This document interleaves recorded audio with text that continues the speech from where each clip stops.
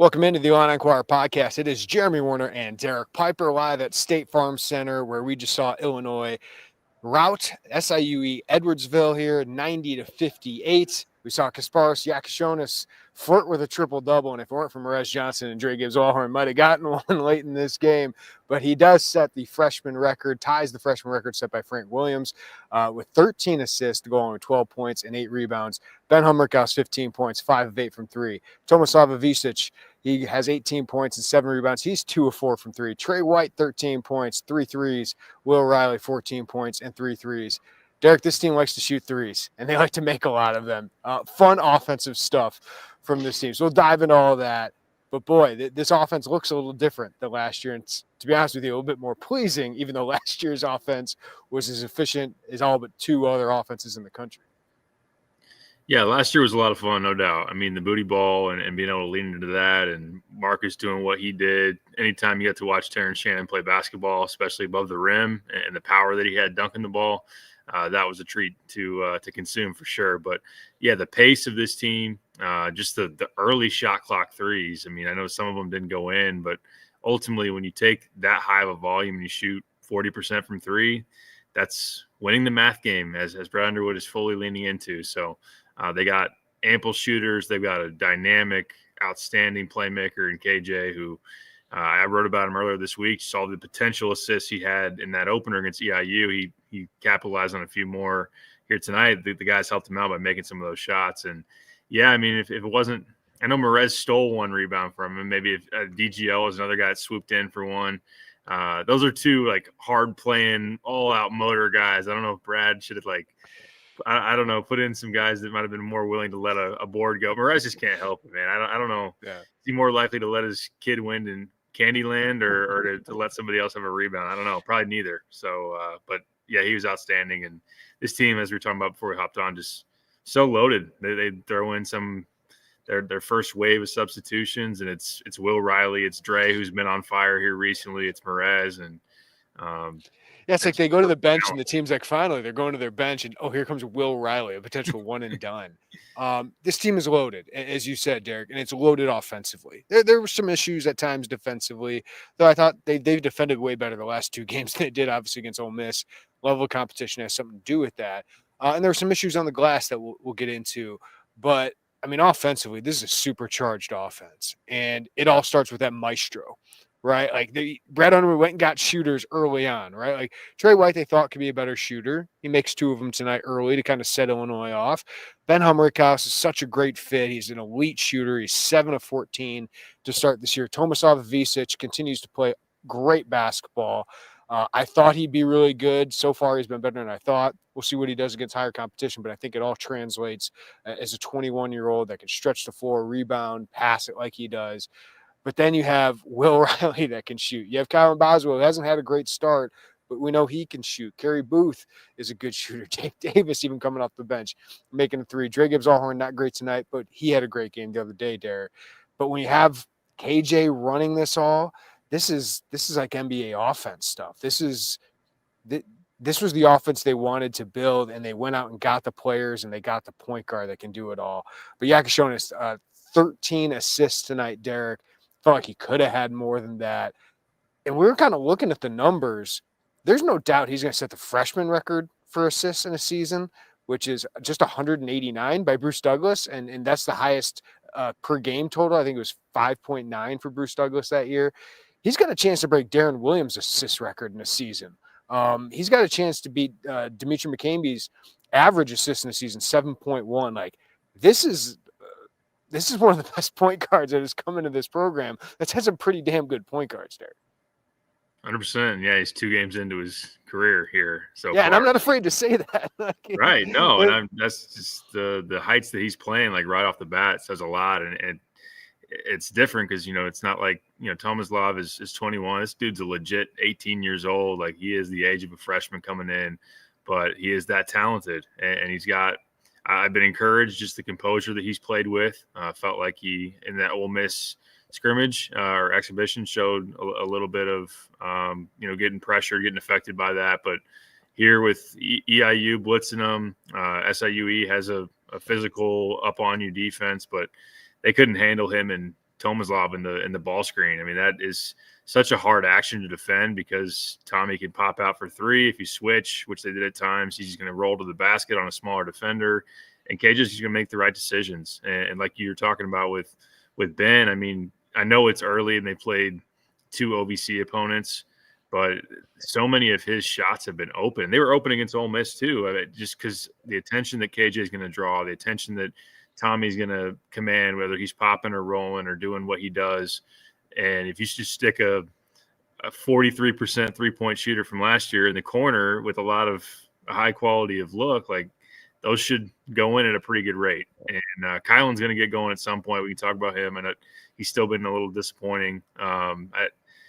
It's still early, so I don't want to go too far in that direction. But he's a guy that's 38% career three-point shooter, and Carey hasn't made him all that much here recently, but he can. He's capable, and on down the line. So Will Riley, pretty good shooter. Yeah, he's all right. He's 5 right tonight. Yeah, and good on the how about the offensive glass, man? Again, competition. We'll see how it plays out, but he had 4 offensive rebounds in the opener, 4 tonight. That's one area where maybe that hasn't been paid attention to enough. Where we know he's a scorer, we know he can do some things with the ball in his hands, but he's 6'8" and a good athlete. Like he's going to the glass too.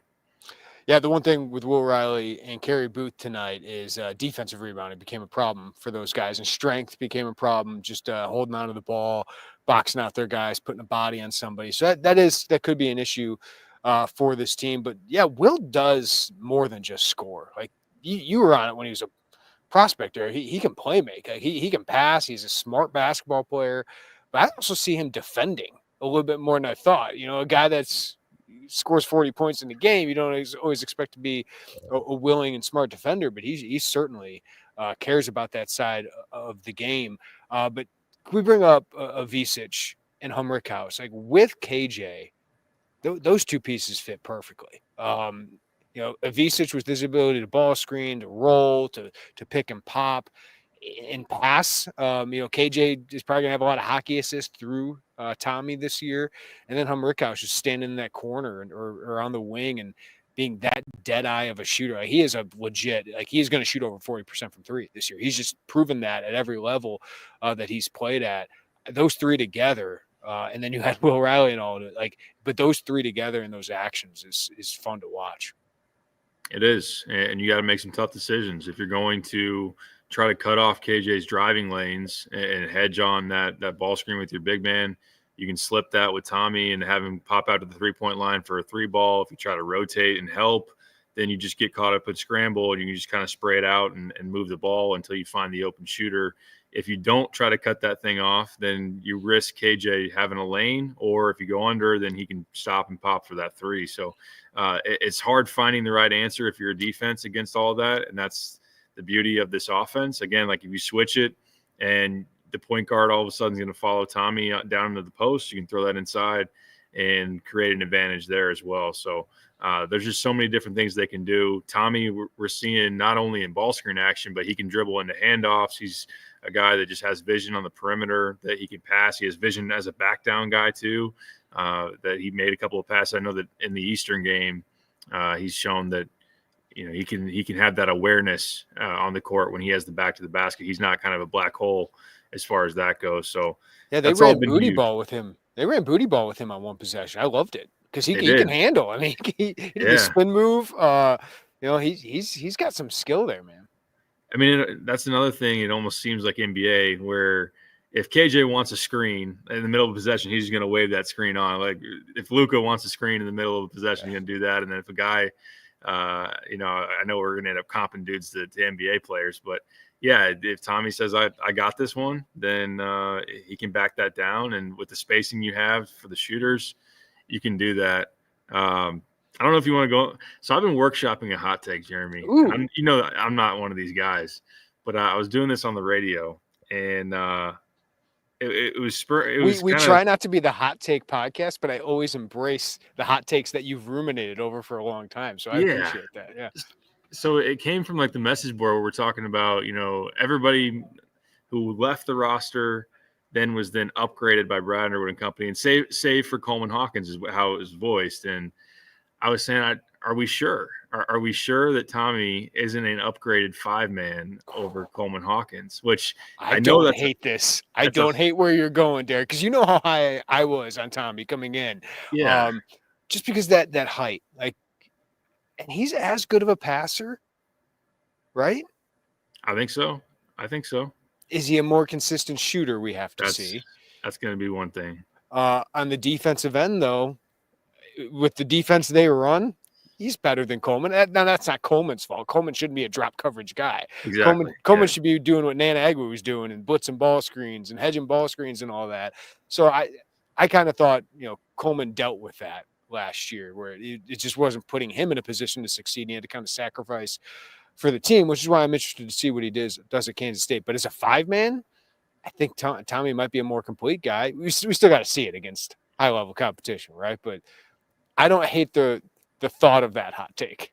Yeah, the sample size is still, it's way too early, and you got to play higher level competition. And I agree. Like, I'm not trying to knock Coleman. Like, defensively, it just felt like he was out of position or doing what he had to do based on what they asked him. Like, Coleman's ideal role was next to the end of his sophomore year with Kofi, right? Like, that was kind of his ideal role. Right. And he kind of had to wear it a little bit last year, where it's like, for us to have the offense that creates the advantages that we want, we need you to play the 5, but then you're going to play defensively to where we know you're really versatile, but we're going to have you on 5 men who are going to out physical you at times, and then we're going to play you deep and drop. Was that part of the knee thing or not? Essentially, though, the argument is 7'1" size, and then almost, we'll see how it plays out, but there is a way to argue that Tommy might even be more dynamic of an offensive piece, potentially, because you have the post-up game with the passing, with the shooting, but he hasn't shot the 3 quite yet like Coleman did last year. We'll see if that plays out over the course of the season. No, we both think highly of Coleman, but I don't hate it because you can do so many of the things you did with Coleman offensively with Tommy, only he has more back down ability, right, and post ability. But defensively, they should be a lot better because of him. And we've said it, Tommy's not like a great individual defender, but just his size, his ability to play that drop coverage, he is active in that coverage. One-on-one, I think Omar Ballo is going to get the best of him at times. I think some of the big men in the Big Ten are going to get the best of him at times. But I was looking at you, and when Kerry Booth and Merez were in, I was like, think of like if they didn't have Tommy eligible right now. Like, he is so valuable. Like, Kasparis and Will Riley are the one and done prospects on this team and the most talented guys on this team. But Tommy is so valuable. Like, if it's not number 1, if Kasparis is number 1, Tommy's number 2 for me, just because of everything he allows them to do offensively and defensively. He's just such a fulcrum on this team. Yeah, I'm 100% right there with you for sure. It's hard to argue against KJ because everything runs through him for sure, and he is the captain of that offense. But similar to, and not to dwell on the Coleman opened up a lot last year because he was a stretch 5 that made you guard Illinois a certain way, and the same thing goes for Tommy. And then, defensively, because you've got that size down low, that certainly helps in a big way. We've seen it some. Now, Merez is the one swatting shots away, and I like how he's looked so far. But, especially as you go into, you're going to play Bama here in about a week and a half, and to be able to have Tommy doing what he's doing and playing at this level and stressing defenses like that. And I like that size against Amori when you're going to get that matchup. That's a big deal. And really around the league, I mean, you mentioned Umar Ballo. We know that, Dawson Garcia at Minnesota is a good big.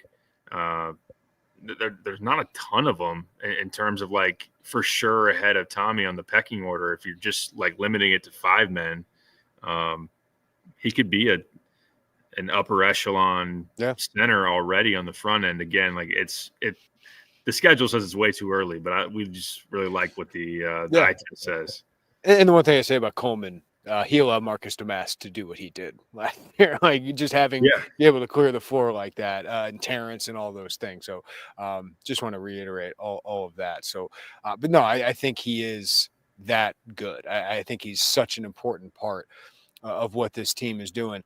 As for KJ, Kasparis Jakucionis, he nearly got a triple-double. Like, I have no doubt he's going to get one of those, Derek. And I would say he's probably going to get multiple of them. I mean, the rebounds will probably be the hardest part for him. But if he would have gotten it tonight, I was just thinking, like, Illinois had 2 triple doubles from 1973 when they started recording assists until 2020, right? And then they've almost had 4 in the last 5 seasons. Iowa had 2 within 2 weeks. Coleman had one, speaking of Coleman. And then, Kaspers was so close to getting one tonight. Like, it tells you a little bit about the talent that they've added under Brad Underwood and just the playmakers that they've had, that we were close to getting the 4th in 5 years when it was 2 in the first. Oh gosh, math on the run here, Derek. 47 years? Insane. Yeah, that's unbelievable, really, when you really think about it, for sure. I know that some faster tempo, some shortened shot clock to an extent has maybe helped more possessions. Oh, Damask had one too. That's right. I was looking at last year's yearbook. So Damask had one too. Right? He didn't see what tournament. Oh, yeah. I forgot. 5 in 5 years. Yeah, sorry. We haven't gotten a yearbook yet. So that slipped my mind. Man. Yep, that's right. That's right, for sure. Now, yeah, I mean, the talent level, obviously, you got to start there, certainly, with that. It helps to have, like in the situation of KJ and Io, some of those bigger guards that can impact you in a number of different ways. KJ is just a special playmaker, man. I'd be surprised with the amount of talent around him to set the table. Obviously, we know he can score. And then he's capable of going to the glass, especially on long rebounds and those whole type of things. Like, he should be in triple-double range a couple more times this year, at the very least. And, yeah, it wouldn't shock me if he gets there. And on the note of records, like, you also appreciate, like, I referenced this in the article I wrote this week. Like, I went back through the past 45 years. Has there been a guy that had 7 assists in an opener for a freshman? No, like, not in the season openers for, a guy making his season debut as a freshman. And then his second game, he ties Frank Williams' record for the most a freshman's ever had. Now, I know that you have him in a unique position. You haven't probably given the keys to a lot of freshman point guards.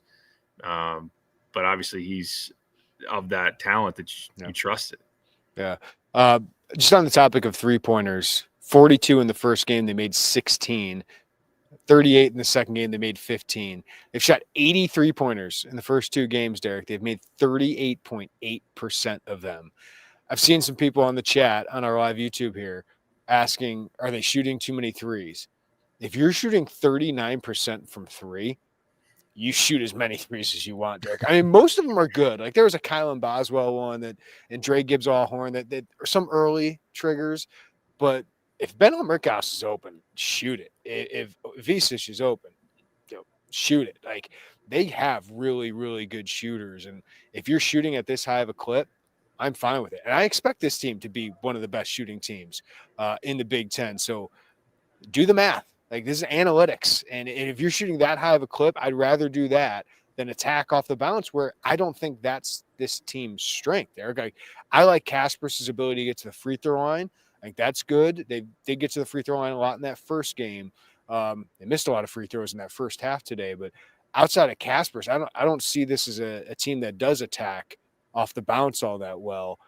So if you're crashing into the paint, spray it out, because that's where your strength is. Yeah, and I think especially, and they're not going to do it when the competition gets heightened, but especially on a night where you have a clear talent advantage. I mean, usually if the upset recipe is limiting possessions, limiting the margins for error there, or just the margins in general. So a team that has the edge wants to play more possessions, more let's show our superiority over yours over a larger course of sample size. But just in general, yeah, it is kind of like Alabama's been doing this. Nate Oates is playing the smart math game too, of taking a bunch of threes and having teams that within that are also really good on the offensive glass. I know Brad wants to get there with this team. They've shown some, but to continue to improve there on nights when you don't have the 3-ball going, or just to give yourself second and third cracks at it, ultimately, especially on those long rebounds.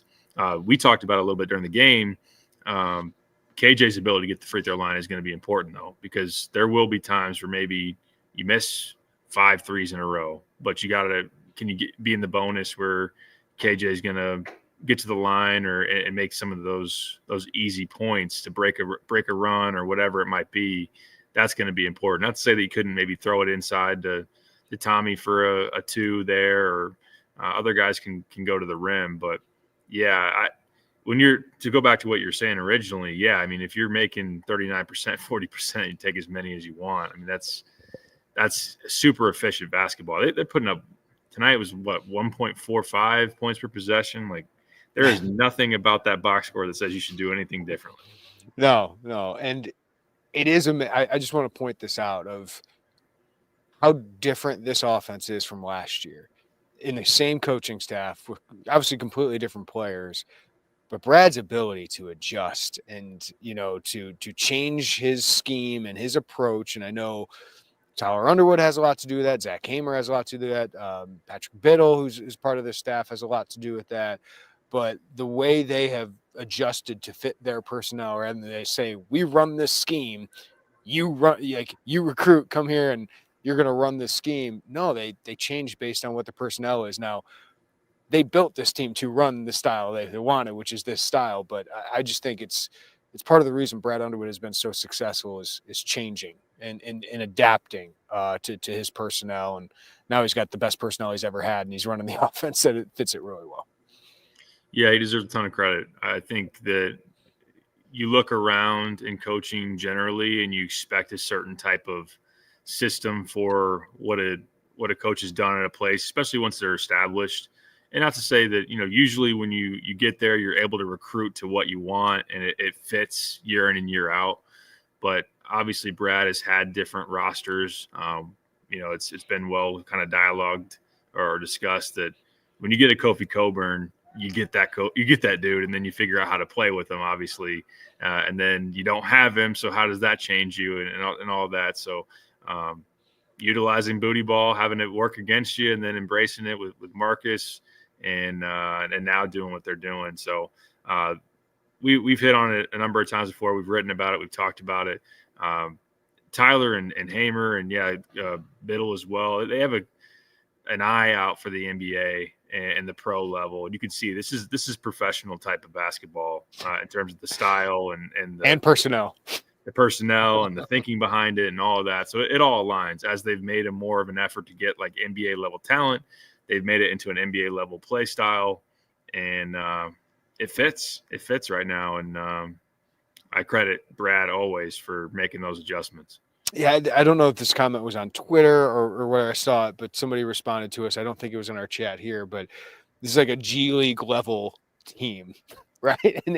And running G League or NBA level stuff. And that's why it's so exciting and what this potential is. One flaw, though, tonight, Derek, I do want to mention the offensive rebounds. 19 offensive rebounds for SIUE, 18 second chance points. Again, I thought Will Riley and Kerry Booth struggled on the defensive glass at times, but the whole team did at certain times. So that's why you play these games, to figure out some of your weaknesses. Offensively, this team doesn't have a lot of weaknesses. But defensively, rebounding, if they did that against Alabama or Arkansas or another team like that, it could really hurt you. Yeah. First off, G League level, I look forward to Bronny James coming to Champaign for a game. That'll be fun. I had to get that in there. I had to get that. I had to get it. Marcus Damascus is back. Yeah. Quincy Guerrier, yeah. There you go. Georgie, right? Georgie's still playing in the G League? Yeah. There was a stretch where Illinois was getting out physical. Some of the early offensive boards they gave up, like Will kind of got one ripped from him, Kerry Booth as well. Just in general, I did feel like, and Brad talked about in the postgame, it felt like maybe their intensity leveled off a little bit as they built that lead there in the first half. And to SIUE's credit, that's really what they did to Indiana. They got down, double digits against Indiana, and then really started just going after the glass with multiple guys and using that kind of effort to get them second and third chances at it. And that allowed them to beat. Now, this game was not nearly as close as it was over there in Bloomington, but that's something with a physicality aspect to it. I came out of the Ole Miss game, number one, saying that's an older team kind of punking a younger team.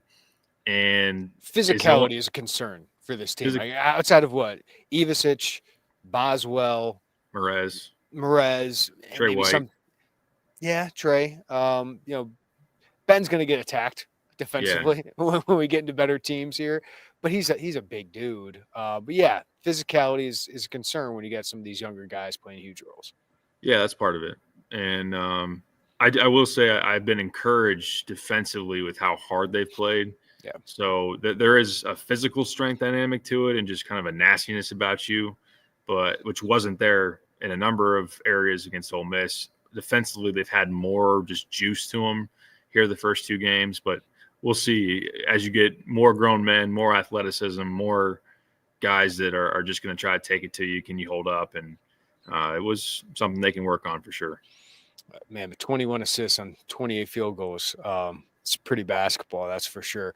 All right, Derek, what do you want to see out of this team next week? Oakland comes to town. Obviously, Oakland beat Kentucky last year in the NCAA tournament, but Jack Golke is gone. Trey Townsend now at Arizona. They lost two more of their really important players, one to transfer to Washington. This is not the same team that Greg Kampe is bringing in to State Farm Center. I love seeing Greg Kampe. He's great in the post-game press conference as well. But this looked a little scarier on the schedule. I thought this would be more of a step up, but Oakland got crushed in their first game against Boise State, and they're working in a lot of new pieces here. I feel bad for Kampe. He had such a good team, a couple really good players that ended up going to the high major level and probably just got outpaid, right, for some of those guys. But I thought this could be a little bit scarier of a game, but it's the last tune-up for Arkansas. So what do you want to see? Or for Alabama, sorry. What do you want to see? Yeah, I'm sure it was kind of scheduled that way, knowing that Kampe's a good coach and that it would be probably the toughest of their first three games and have that week off afterwards, then to get up for Bama so you can maybe get tested and a little bit more than you had been. But when you see them get beat by like 40-something against Boise State, they got hammered by Michigan in an exhibition game as well. It's looking rough early for Oakland. They did have a guy, and I don't remember his name off the top of my head, in that Boise State game maybe tried to play the Jack Golke role. He went 1 for 15 from three. So that's what they're going to do. They're going to toss those some up. threes. Mostly I'm looking forward to Greg Kampe's post-game comments about KJ and Will Riley and just because he's a really good coach and also longest tenured coach in the country. Yeah, he's seen a lot. So, you know, he'd have good perspective for sure. But it's just, I think with this team, and I was rather impressed tonight, just consistency. Sometimes that's hard with a young team to be able to achieve. I do think there's something to be said for Illinois having just so many guys. Like Dre falls off tonight in terms of his scoring, a guy that put up, 21 against Eastern, then doesn't do much at all tonight. But the impact of that hasn't felt that much because Ben, who had been slower starting, pops up and makes 5 threes. So maybe that allows you to be more steady over the course of time. Now, again, the opponents are going to make that easier to find, but I just want to see them continue to try to strive for that because there are roller coaster highs and lows that are kind of expected for young teams, and we'll see if they can kind of dodge that. I have no question about this offense translating against any opponent. I just think they're that talented, that skilled. Certainly some games they're going to have some turnovers, and I think KJ is going to have some turnovers. Some nights he might not make 10 of 33s or whatever it is, but I think most nights they will. Defense and energy and effort, those really got to be the things that you want to see, especially when you get into these games against teams that are just as talented as you, because Alabama is. Right? Yeah. Like Arkansas got a ton of talent. Tennessee's got a lot of talent. I think Illinois might have more than those last two teams, but that Alabama game is going to be a great barometer because that's potentially the best team in the country. Huge game. On that note, I want to see Kylan get going. Yeah. I want to see Kylan get into a rhythm, feel comfortable, look comfortable. At times, I know he didn't have the turnovers tonight. He had 5 there against Eastern, but like the 3-point look he took was just out of sync, kind of out of rhythm, and a forced shot. I mean, point blank, really. I did think that he defended well. Ultimately, on the high scoring guard there for Taylor for SIUE to make him have 14 points on 15 shots. He deserves credit for that. But Kylan's a guy that has been in so many big games, and you're supposed to be able to trust him in that Bama game. And I'm not saying that you won't be able to, but he has so much more experience, really the rest of your roster combined, especially now that Ty Rodgers is out of the mix in those type of games than anybody else. But he just looked off. He just looked off early. I'm not saying alarm bells time because it's the first week of the season. He's a guy that has proven enough, at least in terms of a shooter and a defender, but still searching for something. Derek, we've talked about it. I think we brought it up after last game. Like Marcus Damask had a slow start. Alfonso Plummer had a slow start. Matt Meyer had a slow start. Terrence Shannon was different and did not have a slow start. I think Rickhouse is an easier transition because his role is just so clear. It's just make shots, right? Like take open shots when you have them. Kylan with Kasparis and Will Riley kind of creating offense. Even Tomislav kind of creating. Like I think originally he came here thinking more of a lead guard.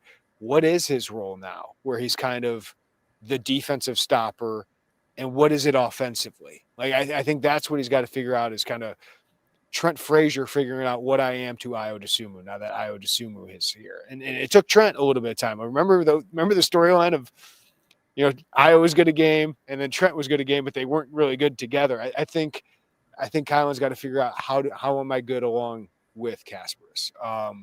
And that might take some time. And that's why some of these games are important. But you're right. Like that is the nerve-wracking thing is, Ole Miss is one thing in an exhibition game, but playing up against the number one team in the country in Alabama in a few weeks, these guys haven't been through those battles, right? Most of these guys haven't. Like even Trey played at Louisville last year. There weren't meaningful games there. Like Kylan has played for what we thought was a Final Four contender the last 2 years, and it was a starter last year on that Arizona team. So I still don't know what the leadership is like in this team. Somebody asked, is KJ the leader of this team? I see talking from a lot of people. I think communication on this team is pretty good. Like they all huddle, all the starters at the beginning of the game, and every one of them is saying something.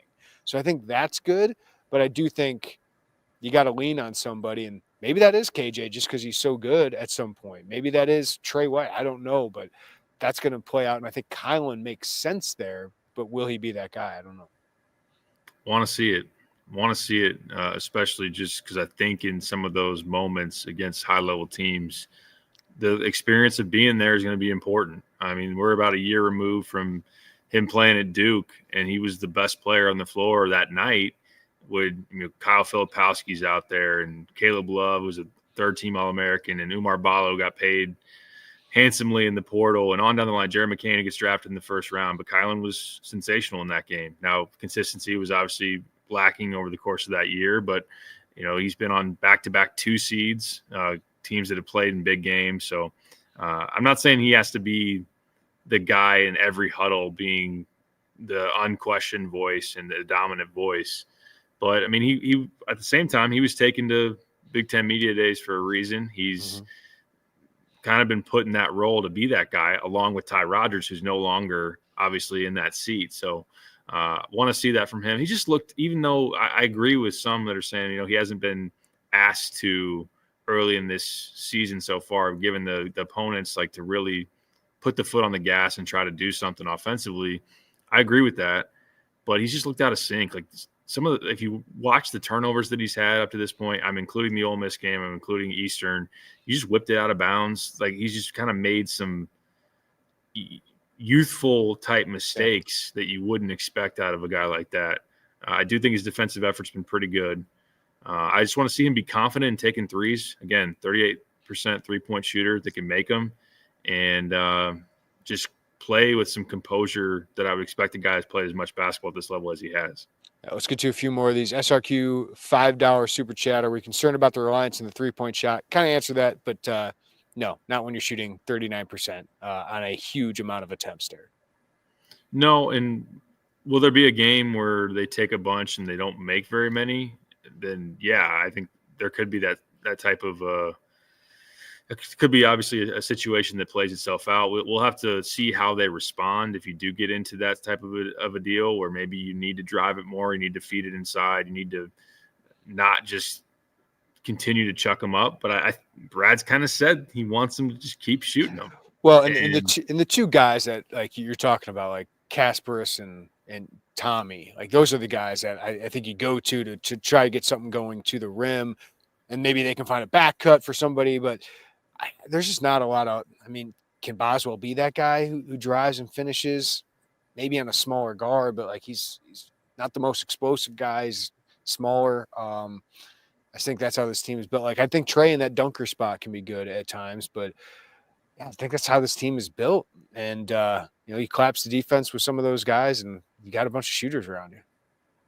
Right. Yeah, I think the fast break is somewhere where you can get to the rim obviously more easily than in the half court, where maybe that's more of a challenge for this team. But kind of the short answer of it is that they're going to keep chucking them up there as long as they're open shots, in rhythm shots for good shooters, and they have plenty of them to do it.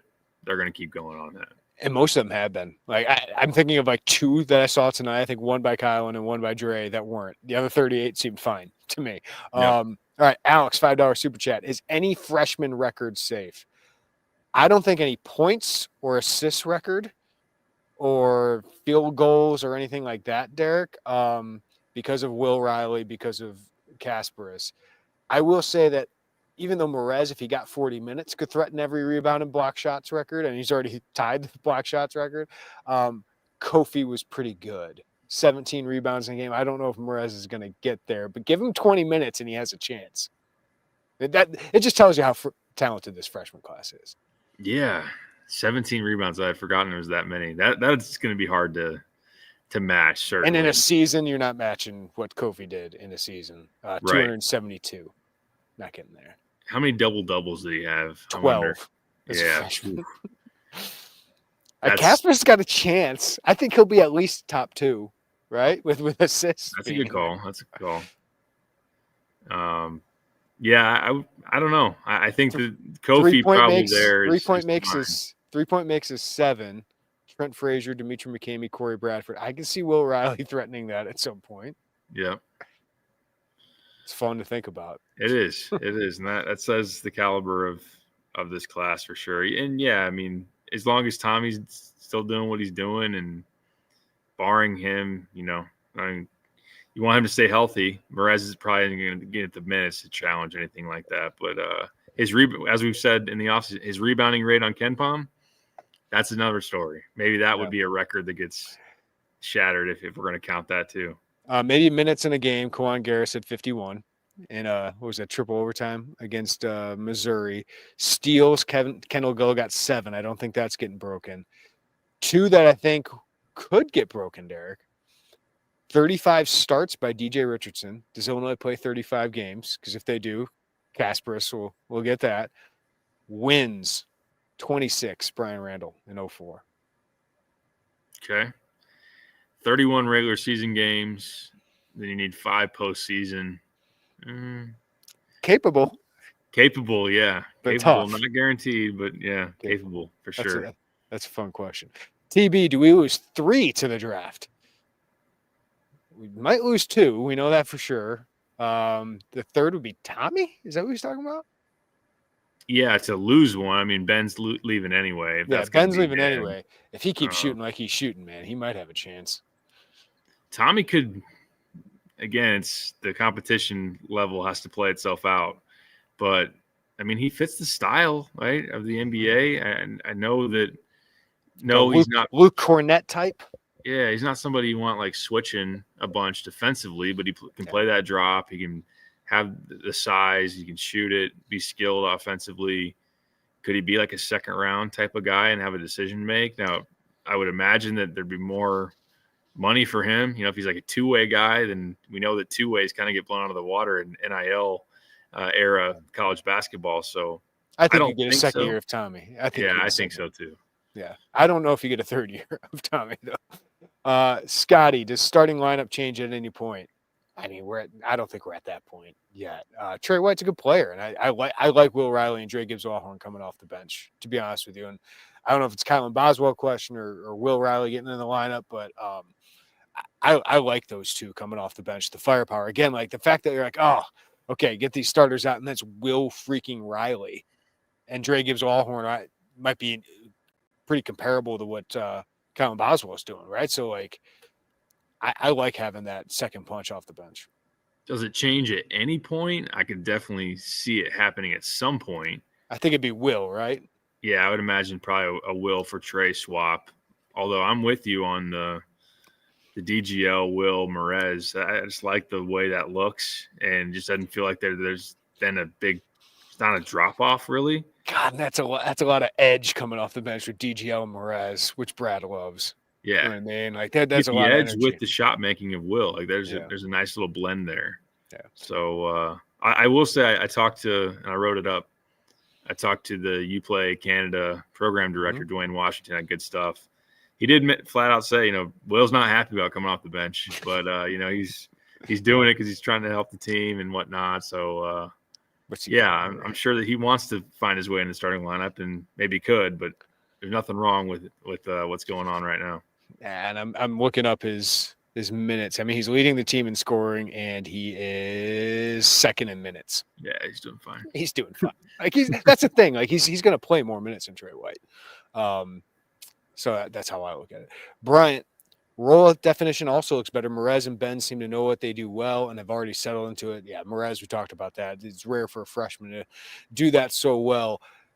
But this is where I bring up the Ty Rodgers thing again. Like, I think in the long run, it might be a good thing for Illinois because it cleared up all the questions about role definition. Like, we know exactly which role all of these guys are playing, and Brad doesn't have to force a guy in there because of what he's given to the program when you feel like you have better options. And Trey White, who gives you some offense, right, and does a lot of the other things Ty Rodgers does. And then Will Riley, with his ability to score, needs to be playing 25 minutes a game. And then Merez just does a lot of the things you wanted Ty Rodgers to do in a 6'9", 250-pound body.